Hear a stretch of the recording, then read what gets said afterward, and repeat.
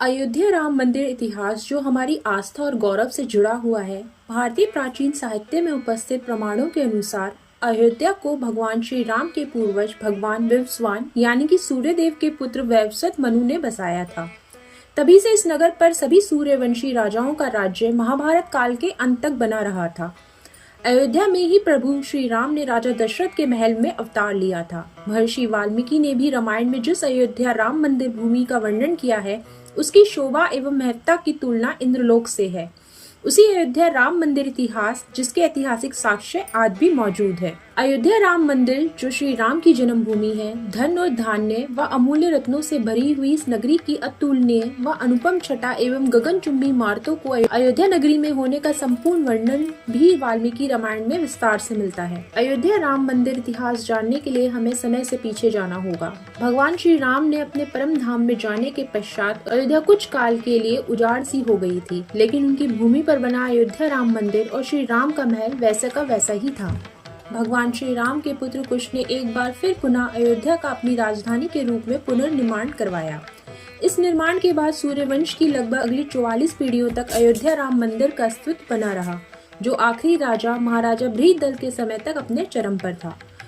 कौशल राज बृहदल की मृत्यु महाभारत युद्ध में अर्जुन पुत्र अभिमन्यु के हाथों से हुई थी। महाभारत के युद्ध के पश्चात अयोध्या नगरी पुनः उजाड़ सी हो गई थी, परंतु अयोध्या राम मंदिर का अस्तित्व फिर भी ज्यों का त्यों बना रहा। इसके बाद अयोध्या राम मंदिर इतिहास के संबंधित उपलब्ध साक्ष्यों से ये उल्लेख मिलता है कि ईसा के लगभग 1000 वर्ष पूर्व उज्जैन के चक्रवर्ती सम्राट महाराजा विक्रमादित्य एक दिन आखेट खेलते हुए अयोध्या तक पहुँच गए।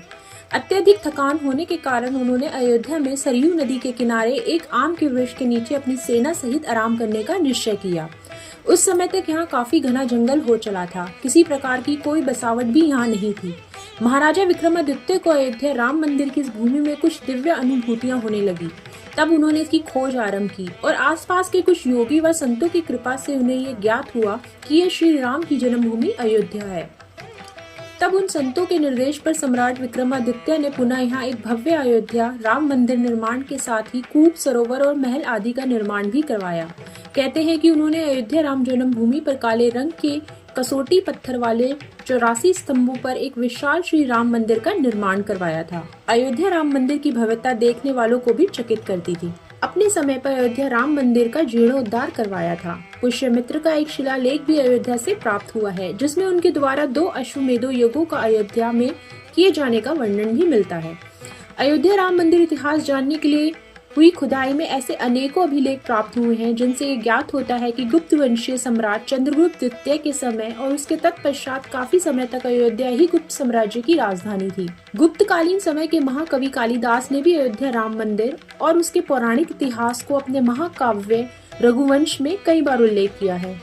आधुनिक इतिहासकारों के अनुसार 600 ईसा पूर्व तक अयोध्या एक महत्वपूर्ण व्यापार का केंद्र था। इस स्थान को एक अंतर्राष्ट्रीय पहचान 5वीं शताब्दी में ईसा पूर्व के दौरान तब मिली, जब यह एक प्रमुख बौद्ध केंद्र के रूप में विकसित हो गया था। तब इसका नाम साकेत था, जो अयोध्या राम जन्मभूमि का एक पौराणिक नाम भी है। चीनी भिक्षु फा हियान ने भी यहाँ अयोध्या राम मंदिर के साथ कई बौद्ध मठों के होने का वर्णन किया है। यहाँ पर 7वीं शताब्दी में चीनी यात्री हिंद सांग भी आया था। उसके अनुसार यहाँ पर 20 बौद्ध मंदिर उपस्थित थे, जहाँ 3000 भिक्षु रहते थे और यहाँ पर हिंदुओं का एक प्रमुख और अति भव्य अयोध्या राम मंदिर भी था।